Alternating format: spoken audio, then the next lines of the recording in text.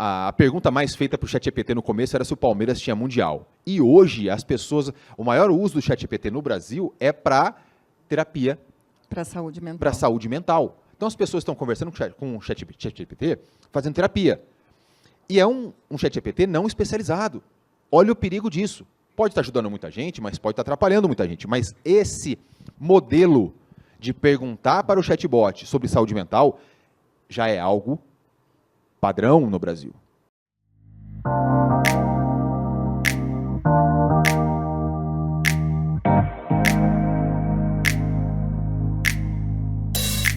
Bom dia, pessoal. Estamos no último dia do evento, um evento muito proveitoso. Hoje a programação, ela, assim como nos outros dias, é muito especial. E falando de saúde mental, começamos nosso dia às 5h30 da manhã, fazendo uma corrida de 5 quilômetros. Tivemos diversos participantes. A corrida, cada evento que passa, ela vem recebendo novos adeptos. E a saúde mental, ela passa também pela saúde do corpo, né? O corpo e a mente estão totalmente associados, intimamente associados. Então, eu queria passar a palavra para os nossos especialistas, para a Andressa. Falamos também muito de como a tecnologia ela vem avançando de uma forma muito rápida, muito acelerada, as demandas do judiciário cada vez mais latentes, sociedade necessitando de serviços mais ágeis. A máquina pública, por natureza, não consegue, na mesma velocidade, muitas vezes, atender. Isso acaba gerando uma sobrecarga de trabalho. Então, nós temos, eu já fui servidor, como disse anteriormente, do Tribunal de Justiça Estadual do Espírito Santo, convivi com essa realidade, muitos colegas se afastando, o excesso de trabalho, servidores da Justiça são extremamente comprometidos, e isso, algumas vezes, tem um preço. Eu queria ouvir da Andressa, nossa especialista, como você enxerga isso hoje, como que as coisas estão acontecendo nesse mundo tão dinâmico? Bom dia.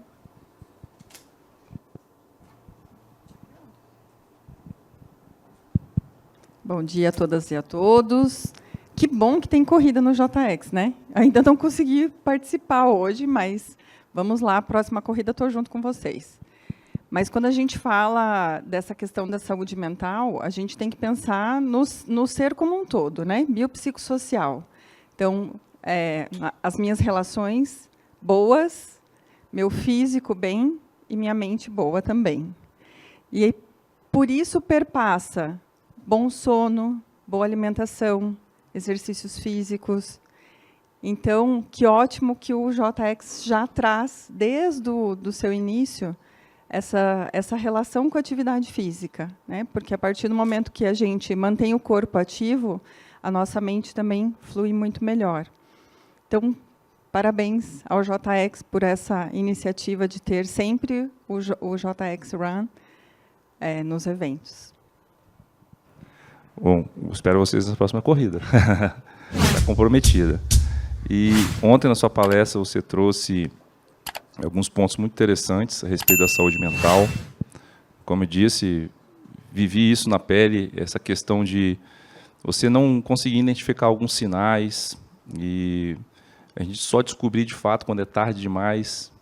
Acaba acontecendo os afastamentos que têm um impacto não só na vida pessoal da pessoa, de quem está sofrendo aquilo, mas também, inevitavelmente, nos colegas de trabalho, que são afetados por diversas razões. Você falou um exemplo muito prático ontem que, na ausência de alguém, se você tem duas pessoas, o trabalho todo vai ficar com a outra pessoa. Nós sabemos que, no geral, na justiça, no geral, nós não temos um quadro, muitas vezes, adequado de servidores para a demanda que, apesar da tecnologia, vem aumentando também de forma exponencial.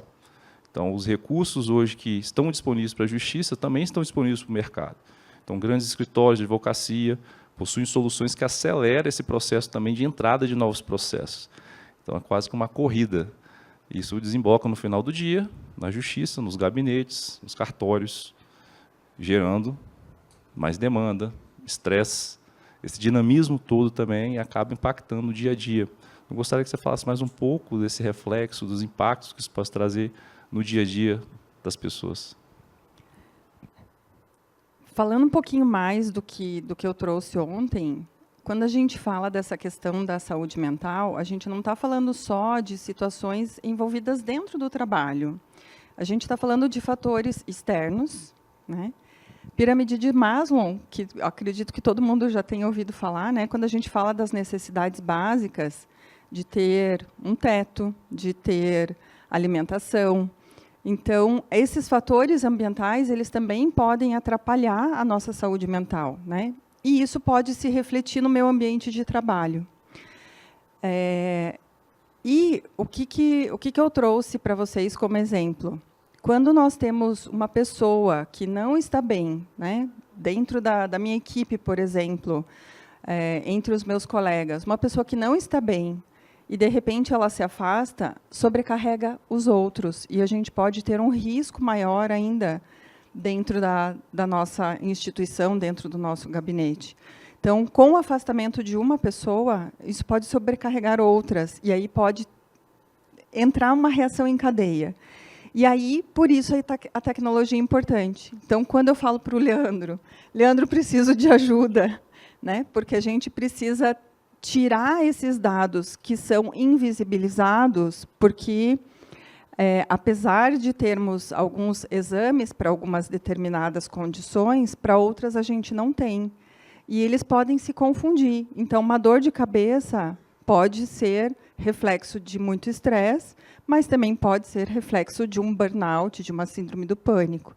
Estou trazendo pequenos exemplos. Então, como que a gente consegue mensurar ou quantificar isso?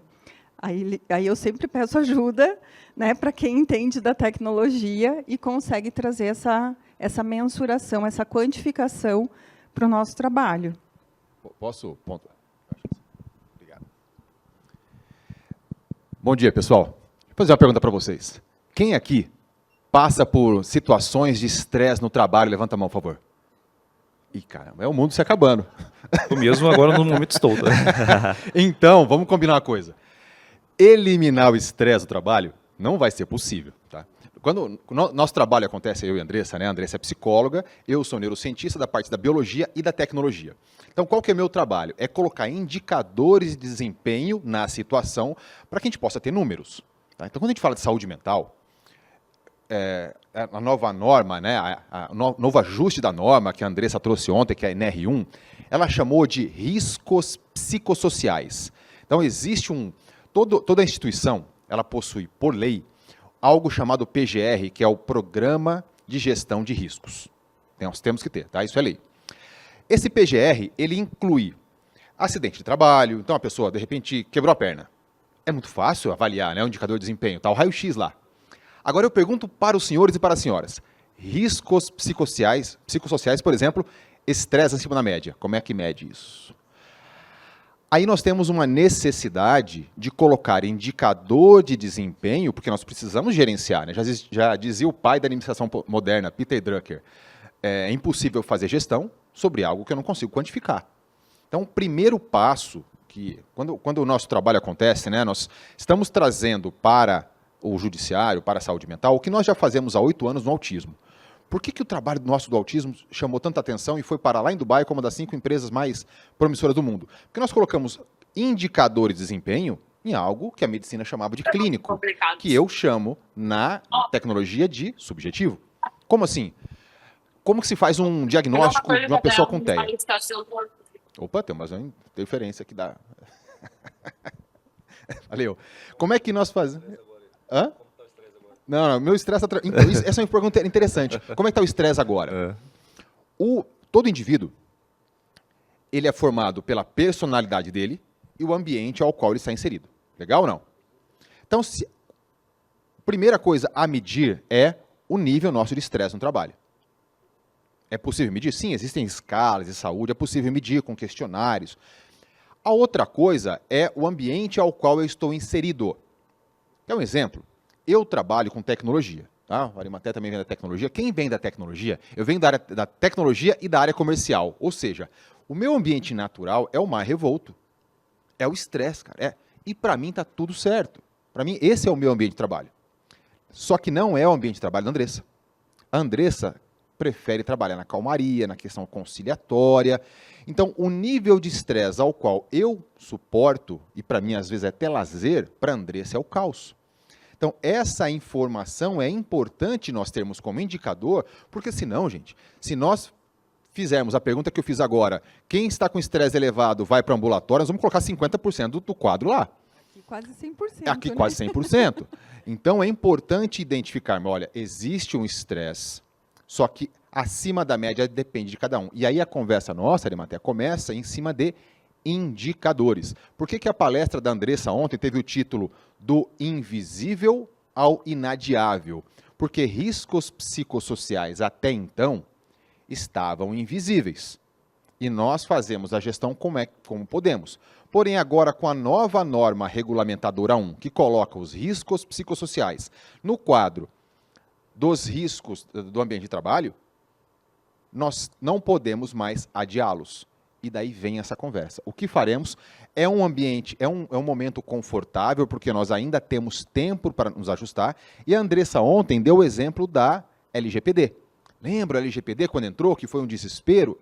Só que a LGPD foi mais fácil, porque os indicadores de desempenho da LGPD são conhecidos. Não pode vazar dado, não pode... Quais são os dados sensíveis? E olha a dificuldade que foi. Vai acontecer a mesma coisa, só que agora com indicadores subjetivos. E é por isso que nós estamos chamando a atenção para a importância dessa conversa, porque quando isso tiver força de lei, o invisível vai se tornar inadiável. Muito importantes as considerações. Eu vou até fazer uma pergunta também hoje para a plateia, se tem alguém ou a instituição que tem conhecimento que esse tema já está sendo tratado na instituição. Realmente, nós precisamos começar o mais rápido possível. Seja pelo que a gente falou do próprio indivíduo, da preocupação, dos impactos.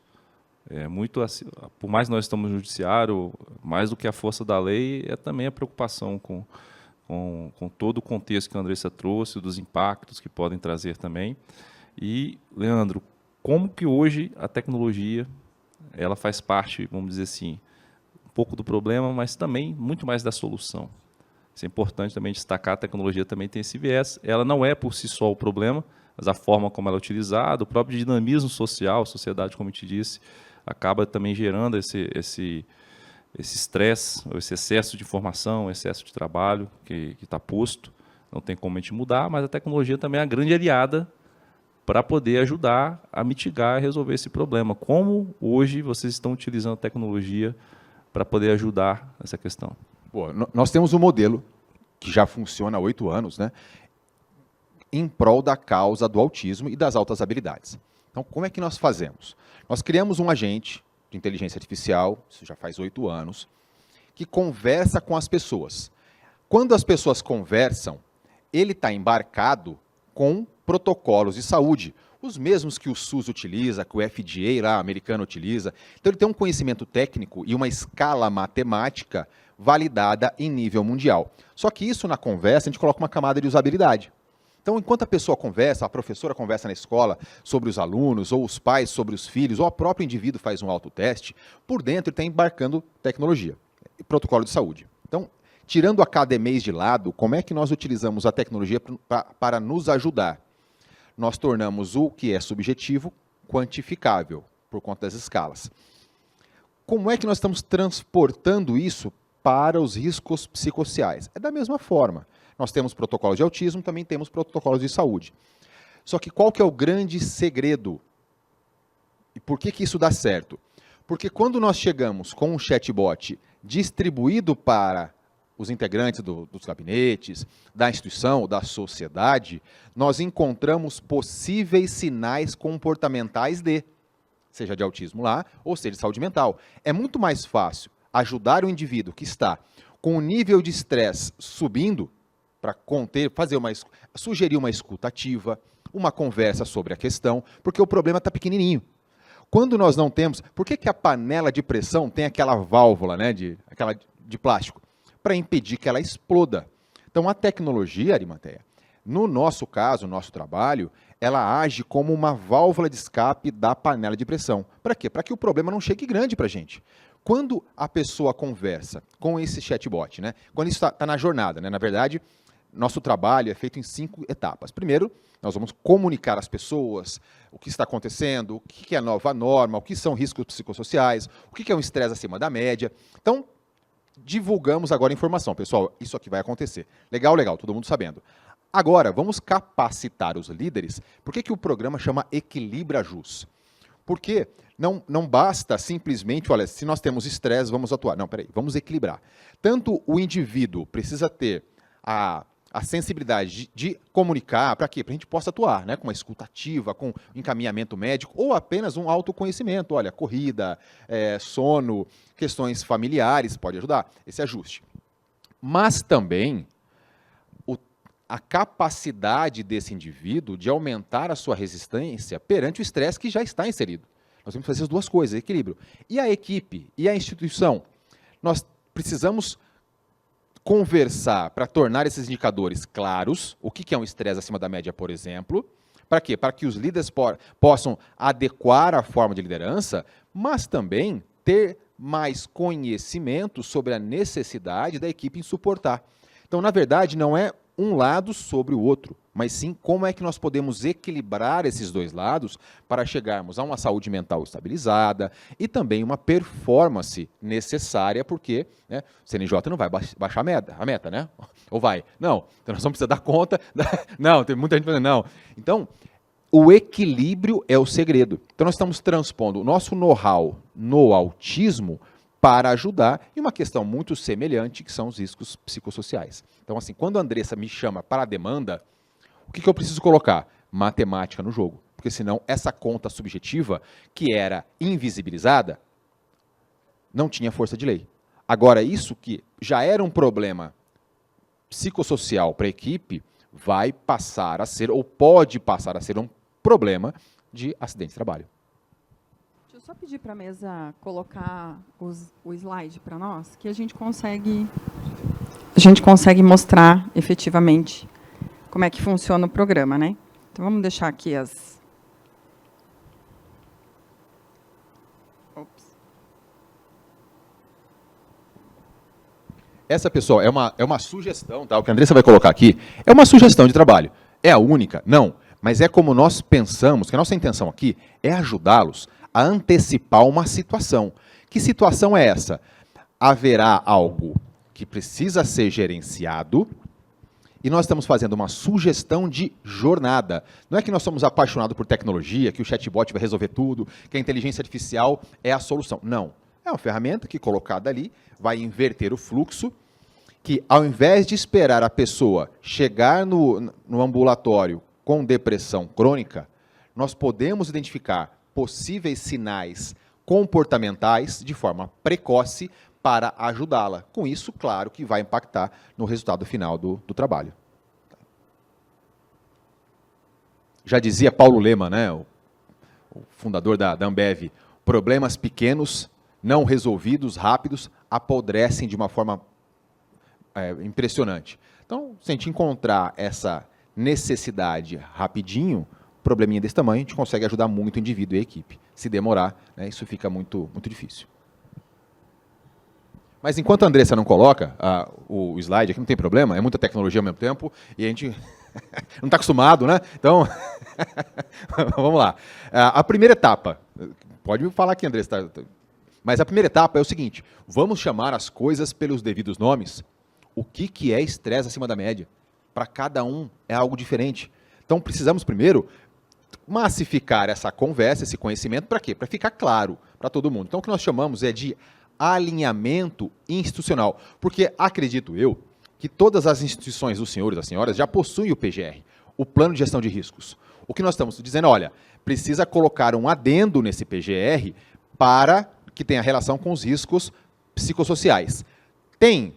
Beleza? Não tem? Nós temos um modelo que pode ser adaptado para a instituição de vocês. Então, assim, o nosso trabalho é facilitar essa jornada, que no começo pode ser difícil. Então, temos um modelo ali para incluir. E também fazemos uma reunião geral, uma comunicação geral a todos. Pessoal, olha, isso aqui agora é algo importante, que nós chamamos de alinhamento institucional. Se eu esquecer alguma coisa, pode falar, Andressa. Eu estou aqui enquanto você está com o mouse sentido aí. É isso aí, estou correto ou não? Beleza. E depois, agora vamos fazer o mapeamento de riscos psicossociais, chamamos de mapeamento de riscos e diagnóstico inicial. Qual é o nível de risco que nós temos? Baseado nos indivíduos e baseados também no trabalho. Agora temos indicadores. Temos? Não sei. Para que nós tenhamos mais confiabilidade nesses dados, que nós fazemos? Liberamos para a instituição o chatbot. O chatbot é a mesma coisa que nós fazemos no autismo. Ele é anônimo, ele é sigiloso e a pessoa conversa quantas vezes ele quiser. Vocês sabem, no começo, né, eu falei no primeiro dia que a pergunta mais feita para o ChatGPT no começo era se o Palmeiras tinha mundial. E hoje, as pessoas, o maior uso do ChatGPT no Brasil é para terapia. Para saúde mental. Para saúde mental. Então, as pessoas estão conversando com o ChatGPT, fazendo terapia. E é um ChatGPT não especializado. Olha o perigo disso. Pode estar ajudando muita gente, mas pode estar atrapalhando muita gente. Mas esse modelo de perguntar para o chatbot sobre saúde mental já é algo padrão no Brasil. Velado, mas já é algo padrão. Isso palavras dos gestores do ChatGPT. As pessoas estão mais utilizando o ChatGPT para a terapia. Beleza, então isso já está intitulado. O que nós estamos fazendo é liberar um agente altamente especializado, embarcado com os protocolos de saúde, com uma camada de usabilidade legal, para que a pessoa, o servidor, o magistrado, possa conversar de uma forma sigilosa, identificar se aquele estresse é algo normal ou se passou do padrão. Se passou do padrão, ele pode sugerir algumas coisas em relação a esporte, qualidade de vida, mas também em relação a... Existe uma escala na saúde, tá? Que é estresse. O excesso de estresse pode virar ansiedade. O excesso de ansiedade pode virar depressão. A depressão, quando crônica e no estresse, pode gerar a ideação suicida. Então, essa é uma escala matemática da saúde. O que nós estamos fazendo? Identificando o quanto antes para que essa escala não suba. E a gente já faz isso com o chatbot. Aí ele dá a sugestão, uma escuta ativa com o líder, buscar o ambiente de saúde, de segurança do trabalho. Então, a tecnologia faz isso de forma invertendo o fluxo, não esperando a pessoa no ambulatório, mas vai até ela de uma forma sigilosa. Como é sigilosa, a pessoa, não, peraí, sigilosa, grátis, vou conversar com esse chatbot. E essa informação de forma antecipada tem um valor enorme, porque também é sigilosa, e agora com esse autoconhecimento ela pode fazer gestão ou procurar ajuda. E não esperar a panela de pressão estourar.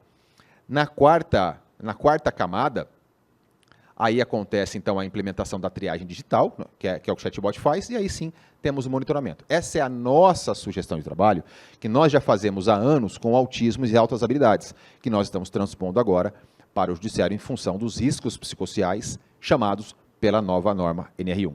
Estendi demais, eu só precisava fazer a jornada na cabeça das pessoas. Além de especialista em inteligência artificial, também saúde mental, né? Bom, muito explicativo, Leandro, mas eu queria ouvir a opinião da Andressa na prática, porque você, antes mesmo de ter a tecnologia te apoiando, você já fazia o que está sendo proposto no programa. E qual foi o diferencial? Quando entra a tecnologia, o que isso muda na sua atividade do dia a dia? O que a instituição consegue escalar? Qual é o potencial que, de fato, a entrada da tecnologia ajuda nessa identificação, no diagnóstico e tratamento? Quando a gente linka a tecnologia com a saúde mental, eu consigo fazer um filme desse indivíduo, ao invés de eu ter um retrato só daquele momento, daquela sessão. Então, eu consigo olhar semanalmente, quinzenalmente, mensalmente, como que esse indivíduo está em relação ao estresse. Está aumentando ou ele já está diminuindo? Esse estresse ele está positivo, porque existe o estresse positivo, né? Se eu falar assim, gente, ó, vamos fazer propaganda aqui para o JX, eu vou lá para os Estados Unidos o ano que vem, né? Então, de repente, eu tenho que economizar, eu tenho que fazer alguma coisa. Isso é um estresse positivo, porque vai te levar para algo que é desafiador. Mas a gente também tem o estresse negativo. E a gente consegue fazer essa mensuração quando a gente usa a tecnologia. Eu não estou olhando só o estresse pelo estresse. Eu estou avaliando se isso está sendo positivo para aquele indivíduo ou se ele está sendo negativo. E aí a gente consegue, então, fazer orientações conforme a demanda da instituição, o que a instituição já possui, ou oferecer outras soluções. Então, por exemplo, a instituição já tem um ambulatório. Pode ser encaminhado para o laboratório, para o ambulatório? Pode. Mas a gente pode fazer outras sugestões, né? Incluir uma corrida, incluir um programa de alimentação mais saudável. Então, a gente consegue fazer atividades que complementem a essa tecnologia para que o indivíduo possa estar mais seguro. Posso complementar aqui? Posso trazer para a matemática de novo o assunto aqui, não? Porque essa é a complementariedade, tá? O que nós estamos sugerindo aqui, que é o nosso trabalho? Ao utilizar a tecnologia na jornada, existem 2 entregáveis dessa tecnologia, desse chatbot. Primeiro, é a informação para o indivíduo. Sigilosa, olha, estou identificando aqui, durante a nossa conversa, que você está com níveis de estresse caminhando para a ansiedade, isso pode ser perigoso. Vale a pena você observar isso aqui, não é um diagnóstico, tá? Ele não substitui os médicos, só dá uma informação antecipada com base no relato da pessoa. Olha, vale a pena fazer isso aqui, ou vale a pena você buscar ajuda no ambiente, no departamento de saúde. Então, informação antecipada, beleza, para o indivíduo. Só que para a instituição, existe um relatório gerencial coletivo. É anonimizado, sim, por conta da LGPD, mas o gestor fala, olha, qual que é a quantidade, o percentual de pessoas que utilizaram, mas que deram índice acima da média, eu preciso fazer atuação como líder, né, na minha instituição, isso está ficando perigoso, não? Essa informação em nível coletivo é super importante. O que nós temos no autismo hoje, nós temos um mapa no Brasil de calor, onde estão as pessoas possivelmente com autismo, onde que não, quais são os sinais precoces em cada região. Então, isso é muito legal, porque a gente consegue fazer ações, inclusive entregar essas informações para instituições públicas para fazerem, né, políticas públicas. Então, essa informação coletiva, ela é super importante para a instituição. Para quê? Para atuar de forma gerencial. Bem lembrado, Leandro. A gente tem essas informações individuais e essas informações coletivas, porque, de repente, é uma determinada área que precisa de maior atuação, né, para mitigar, de repente, algum desses riscos. Então, a gente consegue pontualmente trabalhar nessa jornada. Isso, e o trabalho, então, resumindo, nós temos duas questões a trabalhar. Nós temos que, sim, que identificar riscos psicossociais nas pessoas e ajudarmos, né, a buscar o ambiente de saúde, mas também precisamos ajudá-las a treinar a capacidade de suportar isso, porque aí sim nós vamos chegar à conclusão. E do lado da liderança, nós temos que dar informação para a liderança, identificar na sua comunicação, na sua forma de gestão, se isso pode impactar em riscos psicossociais, no aumento deles, mas também como fazer a gestão disso para ajudar a equipe a entender que o ambiente institucional ele está intrínseco em um ambiente, pelo menos o mínimo, de estresse.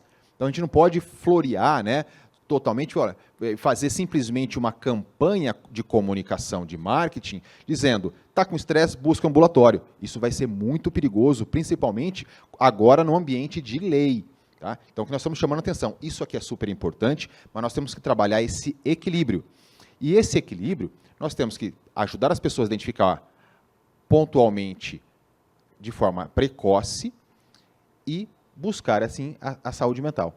A saúde já faz assim, porém, espera as pessoas no consultório.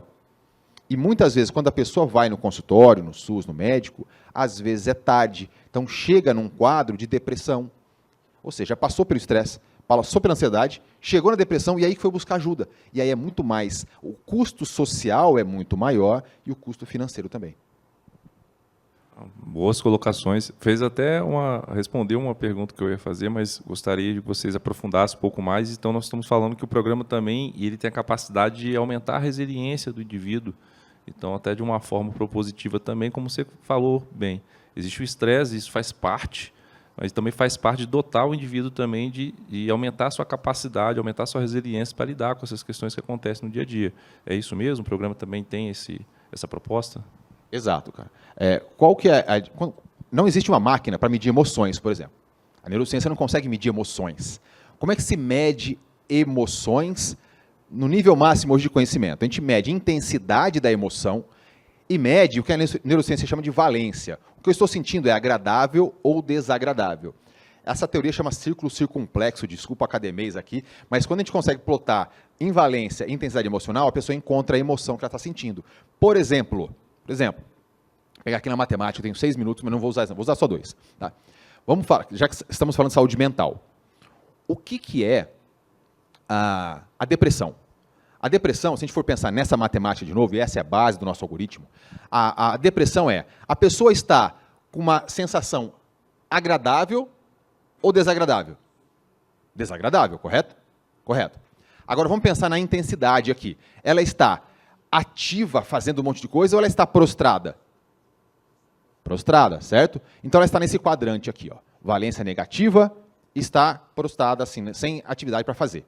Ou seja, não está mobilizada a fazer, está nesse quadrante. Qual que é o perigo, Arimateia, de um não conhecimento tentando ajudar essa pessoa? Sai desse sofá, vamos lá, vamos fazer. O que a pessoa está fazendo com a pessoa depressiva? Ela está na valência negativa, e quando você mobiliza ela para fazer, você não está conscientizando ela de sair de um ambiente desagradável para agradável. Você está fazendo o seguinte, mexendo nesse eixo aqui, ó, que é a intensidade, que é a mobilização. Ela está pensando coisas negativas. Aí a terapia errada ou a pessoa errada fala, vai e faz, ela faz besteira. Ela sai desse quadrante extremo e vai para esse outro, onde a valência é negativa, sentimento é negativo, agora ela vai fazer. O que ela vai fazer? A ideação suicida. Percebe o perigo de não colocar a matemática no ambiente de psicossocial? Meu trabalho é trazer quantificação para os indicadores que até então são subjetivos. O que é o correto? Identificar precocemente esses sinais e sugerir para que ela busque ajuda. Quando ela busca ajuda, o profissional especializado sabe que não pode mexer na intensidade emocional, sabe que precisa, com agora a terapia, com informação, levar essa pessoa de um quadro de sentimento negativo para um positivo, mas fica aqui, quietinha, não faça nada, porque se fizer vai fazer besteira. Depois que eu trago ela para cá, agora sim, agora vamos te levantar do sofá, agora vamos mobilizar, agora, porque eu tenho consciência. Então, é por isso que o algoritmo, por isso que a tecnologia, ela não substitui, ela não faz o trabalho da Andressa. Mas quando essa pessoa chega na Andressa, ela chega precocemente e a Andressa sabe como atuar, porque agora tem dados e não subjetividade. Andressa, quando todos voltarem para casa na segunda-feira, qual a sua recomendação como especialista que procure os setores, porque temos tomadores de decisão, temos quem vive isso hoje, quem já viveu, algumas pessoas estão nos procuraram ontem, depois da sua palestra, falando que gostaram bastante, que tiveram ou questões pessoais ou colegas de trabalho. O que você recomendaria? Tiveram seu tribunal na segunda-feira, o que ele pode fazer, o que ele pode procurar, como ele pode orientar o setor dele de saúde? Eu ouvi vários relatos profissionais aqui, né, ontem, dos nossos colegas. E é bastante significativo quando a gente ouve isso. O primeiro de tudo é sempre autoconhecimento. Então, quando a gente fala, procure um psicólogo, procure terapia, a gente está falando para a pessoa se autoconhecer. Esse autoconhecimento, ele é essencial. Esse ambiente está me fazendo bem ou esse ambiente não está me fazendo bem? Essa atividade me faz bem ou essa atividade não me faz bem? Então, esse autoconhecimento, ele é essencial para tudo que a gente vai fazer. E, a partir disso, conversar com os seus líderes, conversar com a área de saúde e segurança, para que a gente tenha efetividade num programa de saúde mental. Porque é diferente de quando a gente faz uma campanha, por exemplo, de uma CIPAT, né? Uma Semana de Prevenção de Acidentes de Trabalho, que agora inclui riscos psicossociais também. Então, é diferente de fazer só uma semana que fale sobre saúde mental. A gente está propondo uma capacitação contínua e esse acompanhamento de forma preventiva. Porque, se eu previno, eu tenho certeza que a gente vai evitar esses afastamentos dentro do ambiente de trabalho, para vocês não se sobrecarregarem. Posso só responder uma pergunta que não foi feita, mas eu estou vendo nos olhos de algumas pessoas ali. Caramba, da onde veio esse assunto, né, cara? Da onde veio tirar número de comportamento humano? Bom, eu fui uma das pessoas que trouxe para o Brasil a neurociência aplicada ao consumo. Lá em 2010, a neurociência chegou, acho que dá para ouvir, né? Chegou e muito se falava sobre gatilhos mentais e tudo mais. Então, eu fui para a Flórida fazer um mestrado, eu fiz uma pós-graduação com o pessoal de Portugal, eu fui estudar tudo que existia em relação à neurociência aplicada ao consumo. E eu montei um dos primeiros laboratórios de neurociência apoiado ao consumo. Então, grandes multinacionais me contratavam. Para quê? Olha, Leandro, eu tenho essa propaganda e essa, qual vai convencer mais as pessoas? Eu tenho essa embalagem e essa, qual vai ser mais adequada para aquele tipo de cliente? Então, eu colocava um aparato tecnológico nessas pessoas, eletrocefalograma, rastreador ocular, atividade cardíaca rastreada, sudorese palmar, para identificar reações emocionais involuntárias, por exemplo, dilatação de pupila. Tem gente rindo aqui, aquela loucura, muita loucura, né? Se eu falar por Arimateia, não dilata a pupila agora, você consegue ou não? Não consegue, porque é uma reação involuntária. Se ele não controla, é confiável, concorda ou não? Do que eu perguntar para ele, você compra isso ou aquilo? Ele mente para mim, eu faço produto e não vende. Então eu venho daí. Fui um dos primeiros, né? Meu concorrente era a Nielsen, que é o maior do mundo, e eu sou coordenador de um curso de pós-graduação nisso na HSM, sou presidente da Associação Brasileira de Neurociência Aplicada aos Negócios. Isso também faz 8 anos. Daí que a Cogniscience veio, que a Andressa falou, não dá para pegar isso aqui e ajudar a causa autista.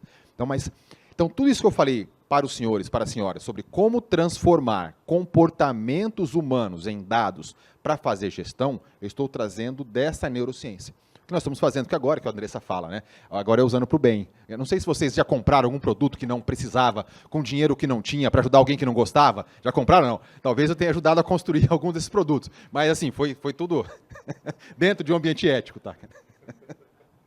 E é para isso que a gente usa a tecnologia hoje, né? Porque eu, como psicóloga, eu trabalho com dados. Se eu não tenho um teste, se eu não tenho uma escala, fica muito difícil de quantificar o que o ser humano está sentindo, né? É igual quando a gente fala assim, dói quanto? Mas a minha dor pode ser diferente da sua. E a partir da tecnologia, do uso positivo da tecnologia, a gente consegue trazer informações mais eficazes para o nosso dia a dia. Bom, pessoal, eu gostaria de agradecer o Leandro e a Andressa.